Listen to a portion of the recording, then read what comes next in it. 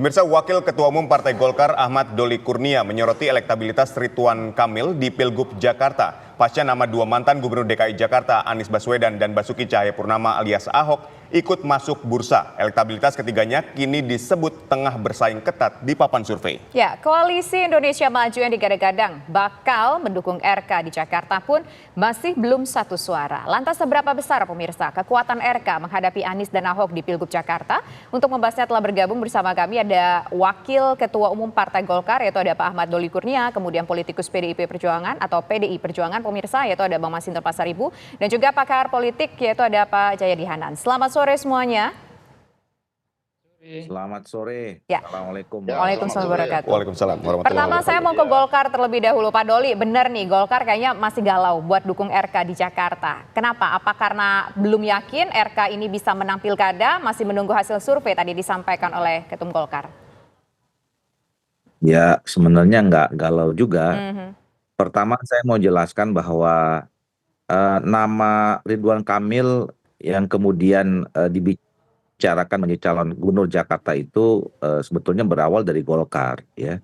Pada bulan November tahun 2023 kami menyerahkan surat tugas ya kepada seluruh calon kepala daerah. Waktu itu ada 1040 nama ya, termasuk salah satunya Ridwan Kamil. Tapi khusus untuk Ridwan Kamil, waktu itu kita memberikan surat tugas ada dua, satu untuk di Jawa Barat, satu lagi untuk di Jakarta.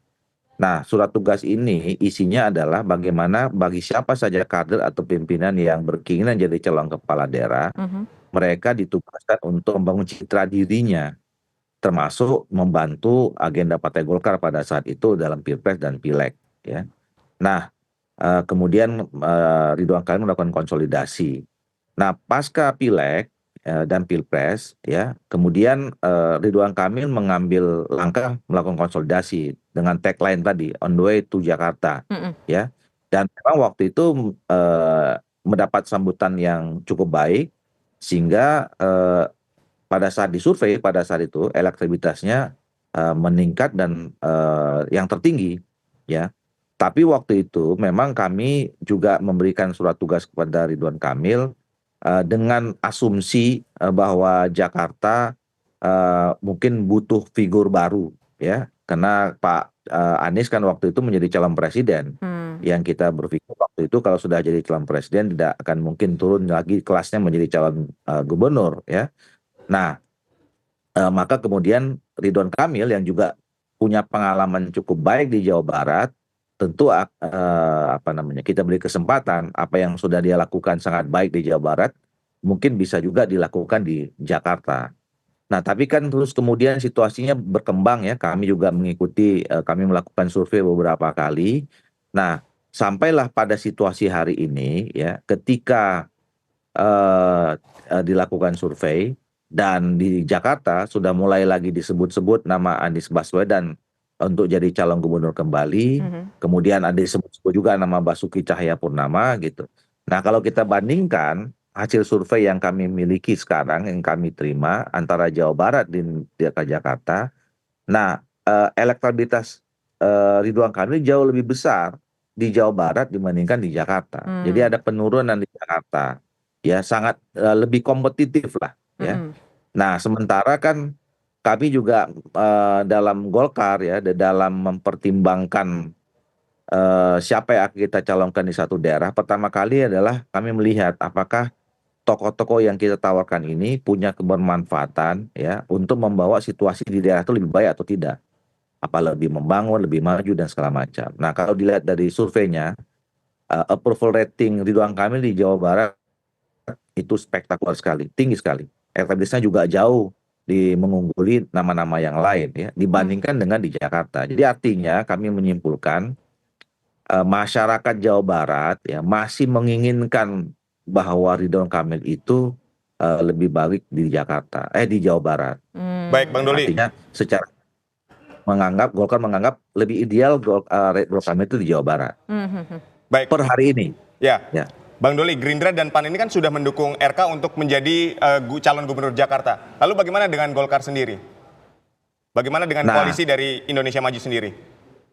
Ya, ini yang mau saya jelaskan yang kedua, bahwa kami Golkar ya memahami ya bahwa kami adalah bagian dari Koalisi Indonesia Maju Mm-mm. yang punya cita sukses di Pilpres kemarin, dan kami juga sudah membangun kesepahaman ya bahwa sebaiknya Koalisi Indonesia Maju ini tetap terus dilanggengkan ya, Hmm. kebersamaan kami termasuk menghadapi pilkada. Nah, oleh karena itu nanti pada akhirnya ya keputusan apapun ya untuk semua daerah ya sebisa mungkin itu pasti akan dibicarakan di tingkat pimpinan partai politik Koalisi Indonesia Maju Hmm. ya. Nah, masing-masing partai politik termasuk Golkar tentu punya kalkulasi, sama juga dengan tadi teman-teman di Gerindra dan di PAN juga mempunyai kalkulasi masing-masing. Tetapi pada akhirnya nanti saya kira ada forum, ada tempat, ada media di mana masing-masing kalkulasi itu dibuka ya.